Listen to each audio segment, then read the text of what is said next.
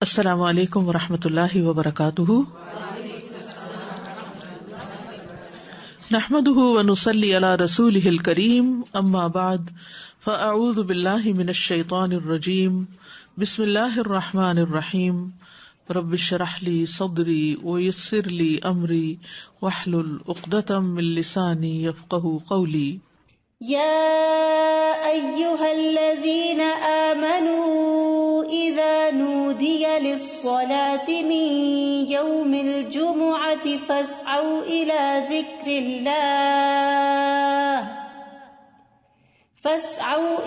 ذكر الله وذروا البيع ذلكم خير لكم إن كنتم تعلمون۔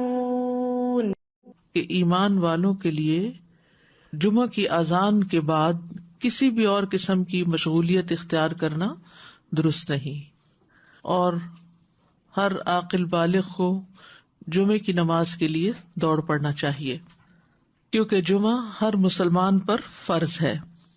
نبی صلی اللہ علیہ وسلم نے فرمایا، جمعہ ہر مسلمان پر جماعت کے ساتھ لازماً فرض ہے، حق واجب کہا، سوائے 4 طرح کے لوگوں کے: غلام، مملوک، عورت، بچہ یا مریض۔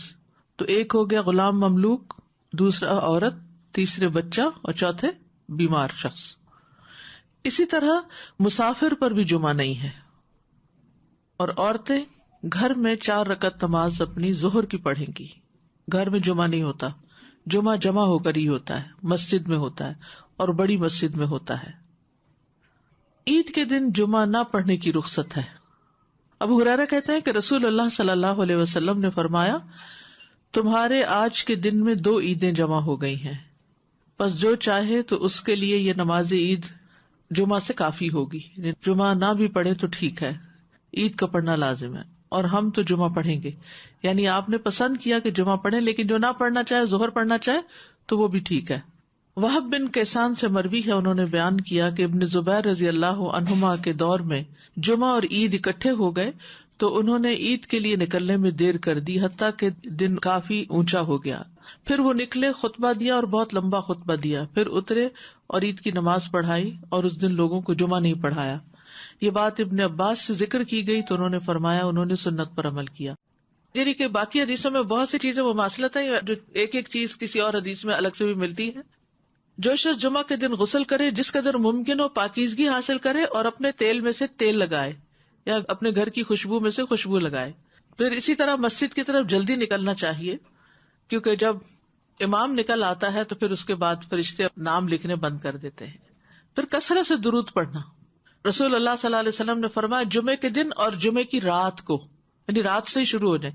کل کسی نے سوال کیا تھا کہ جمعے کی رات کا کوئی خاص عمل کیا ہے، تو وہ درود شریف پڑھنا ہے۔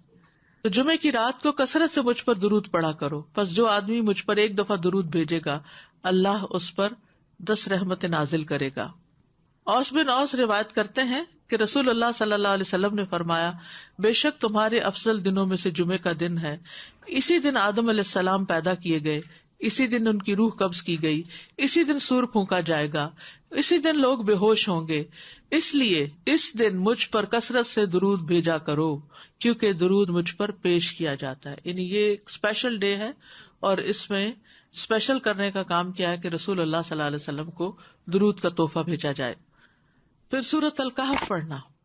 نبی صلی اللہ علیہ وسلم نے فرمایا، جو جمعہ کے دن، رات کی بات نہیں، دن کی بات ہے، من قرأ سورۃ الکہف فی یوم الجمعۃ، تو اس کے لیے دوسرے جمعے تک نور روشن رہتا ہے۔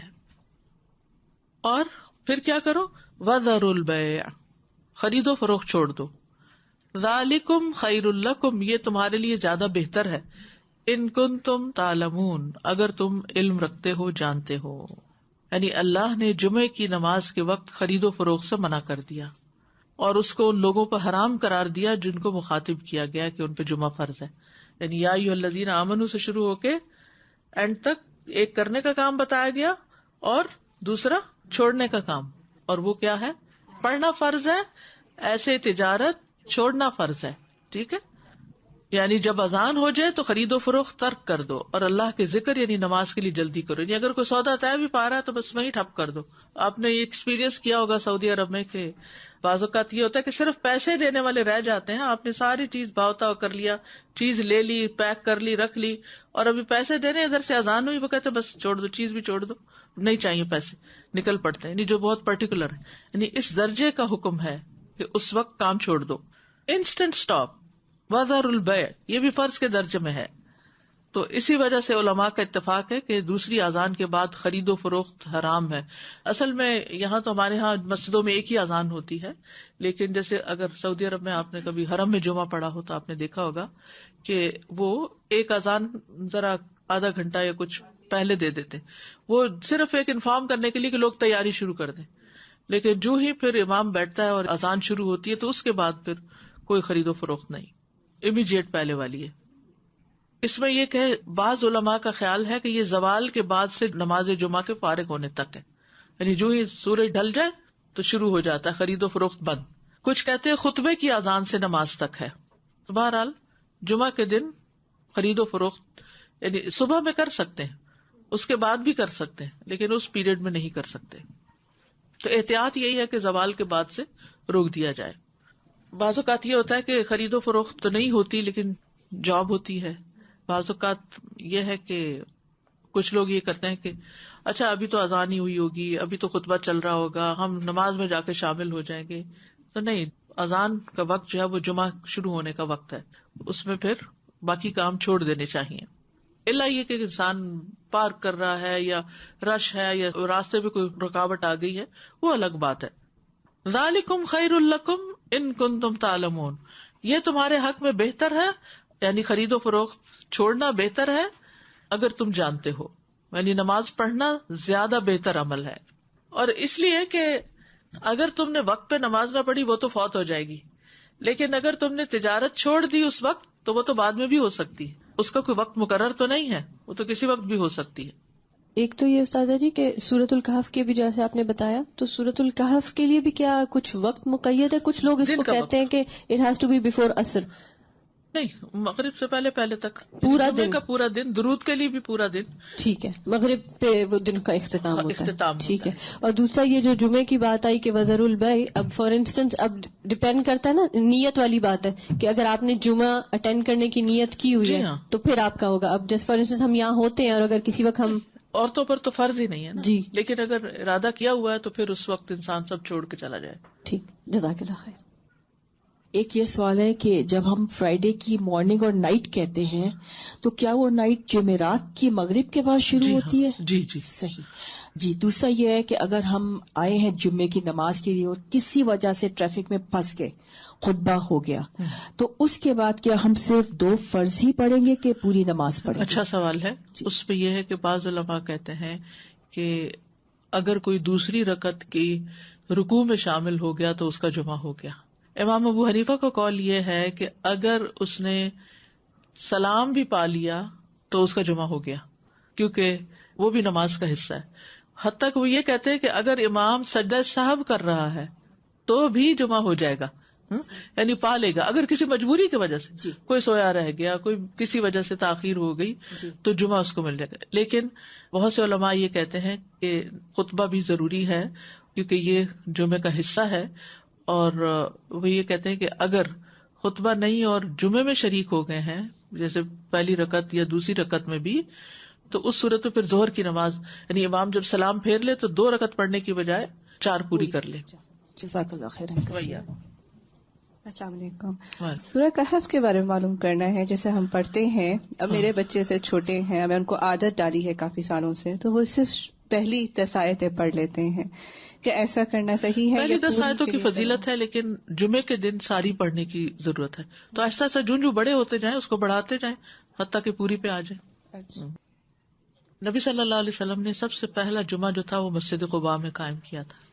اس کے بعد ہجرت سے پہلے جو جمعہ ہوا تھا مدینہ میں وہ اسد بن زرارہ نے مدینہ سے 1 میل دور قائم کیا تھا. اسد بن زرارہ نے, یہ نبی صلی اللہ علیہ وسلم کی آمد سے پہلے. اسی لیے ایک صحابی تھے تو وہ جب نماز پڑھ چکتے تھے تو کہا کرتے تھے رحم اللہ ابو امامہ, اللہ ابو امامہ پہ رحم کرے. تو پوچھا کہ کون ہے وہ؟ تو کہا گیا کہ اسد بن زرارہ، کہ جنہوں نے سب سے پہلے مدینہ میں جمعہ قائم کیا تھا، یا مدینہ سے 1 میل دور. تو ذالکم خیر لکم ان کنتم تعلمون، یعنی کاروبار چھوڑ کر نماز کی طرف جلدی آنا یہ تمہارے حق میں زیادہ بہتر ہے اگر تم جانتے ہو. اہل ایمان کی صفت یہ بیان کی گئی ہے کہ جب ان کو اللہ کی طرف بلایا جاتا ہے، عبادت کی طرف بلایا جاتا ہے، تو پھر کوئی چیز انہیں مشغول نہیں کرتی اپنے اندر. سورۃ النور میں آتا ہے رجال لا تلہیہم تجارۃ ولا بیع عن ذکر اللہ واقام الصلاۃ وایتاء الزکاۃ یخافون یوما تتقلب فیہ القلوب والابصار. وہ مرد جنہیں اللہ کے ذکر سے اور نماز قائم کرنے اور زکوٰۃ دینے سے نہ کوئی تجارت غافل کرتی ہے نہ کوئی خرید و فروخت. تجارت اور بیع 2 الگ الگ لفظ استعمال ہوئے ہیں. وہ اس دن سے ڈرتے ہیں جس میں دل اور آنکھیں الٹ جائیں گی.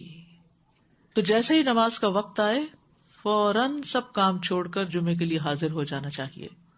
نہ صرف یہ کہ جمعے کے لیے، باقی نمازوں کے لیے بھی نبی صلی اللہ علیہ وسلم کا طریقہ یہی تھا. اسود سے مروی ہے، وہ کہتے ہیں میں نے عائشہ رضی اللہ عنہا سے پوچھا کہ نبی صلی اللہ علیہ وسلم اپنے گھر میں کیا کرتے تھے.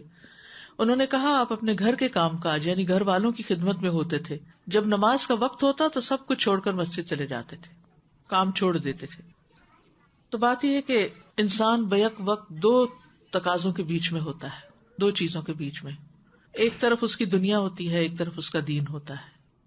بہت سے لوگ یا صرف دنیا کے ہو جاتے ہیں یا صرف دین کے ہو جاتے ہیں، جبکہ ان دونوں میں بیلنس قائم کرنا ضروری ہوتا ہے. اور یہ پرفیکٹ بیلنس سورۃ الجمعہ میں نظر آتا ہے کہ یہاں پر نماز کے لیے بلایا گیا، حاضر ہو جاؤ. اور پھر اگلی آیت میں فرمایا فَإِذَا قُضِيَتِ الصَّلَاةُ فَانتَشِرُوا فِي الْأَرْضِ. نماز پڑھ لی، عبادت ہو گئی، اجتماعیت ہو گئی، اب زمین میں پھیل جاؤ اور اللہ کا فضل تلاش کرو اور اللہ کا ذکر کثرت سے کرتے رہو تاکہ تم فلاح پاؤ. تو اس سے کیا پتہ چلتا ہے کہ دونوں چیزیں ضروری ہیں، دونوں ہی عبادت کی مختلف قسمیں ہیں. اس کے لیے تقسیم اوقات کی ضرورت ہے، ٹائم مینجمنٹ کی ضرورت ہے. کچھ وقت عبادت کے لیے اور کچھ وقت کام کاج کے لیے. جب اللہ سبحانہ تعالیٰ اس سے عبادت کا تقاضا کرے تو وہ عبادت کے لیے دوڑ پڑے، اور جب اس کی ضروریات اس کو دنیا کی طرف بلائیں تو اپنے کام کاج اور معاش کی طرف دوڑ پڑے. اسی طرح جب دین کی خدمت کے لیے بلایا جائے، دین کے پڑھنے پڑھانے کا وقت ہو تو انسان اس کی طرف دوڑ پڑے.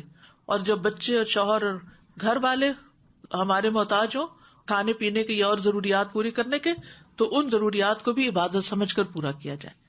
تو اس طرح ایک حسین امتزاج قائم ہو جاتا ہے دین اور دنیا کے درمیان. یعنی نہ تو ہمارے سے یہ تقاضا کیا گیا کہ ہم دنیا چھوڑ دیں اور راہب بن جائیں، اور نہ ہی ہم سے یہ کہا گیا ہے کہ ہم سارے کا سارا وقت صرف عبادت میں ہی گزارے.